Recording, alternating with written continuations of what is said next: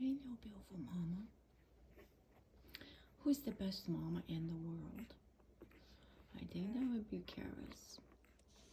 There's a lot of humans out there that could take a lesson from how to be the most perfect mama.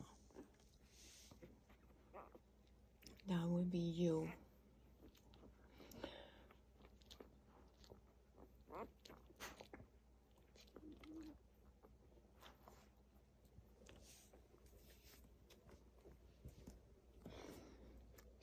So today I want to talk a little bit about this little girl right here. She has her dad's colics on the back of her neck. Her name is Clara. And she was the last born. And she had some problems. And while I thought she was going to be okay, by Friday around 12 o'clock, I realized that she was not going to be okay. And so I rushed her to the vet, and she had a severe bladder infection, was hypoglycemic and very dehydrated. She had lost 25 grams within a period of 10 hours. So the other thing about her, sorry, that's my coffee that's gurgling, is she was in the sack, and so she has a cricked tail. I'm sorry, baby girl. Her name is Clara because of Clara Schumann, the famous pianist. Anyway, she has been tube fed, and she has had fluids inserted, and she has antibiotics, and she's going to live with a cricked tail because they are afraid of docking or fixing her tail until she is completely healthy, and that won't be until she's older.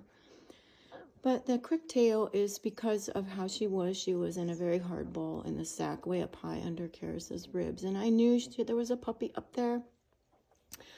I could feel it, but she was also born completely yellow.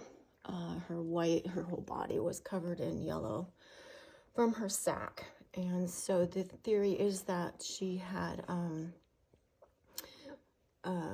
not been able to get the adequate...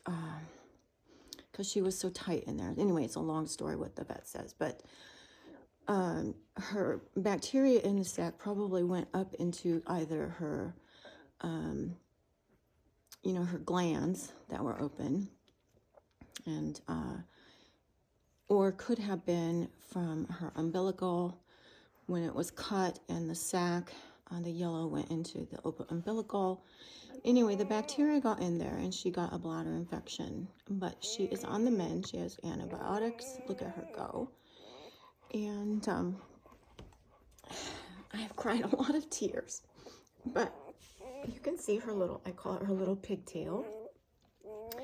When she came out, her legs were wrapped around her pigtail, and I think that's what kept her tail from growing straight. So, she'll have to have a docking or something done to it now. We'll have to wait until she's probably 6 months old, and that's okay. So she has gained tremendous weight. She's over 12 ounces now, and you can see she has a little wet on her back. I just gave her fluids. And her left leg is coming along. It was the left leg that was caught underneath where that tail was supposed to be. But she's getting she's very strong. And you can see from the back, there's really no difference now. There was a huge difference when she was first born.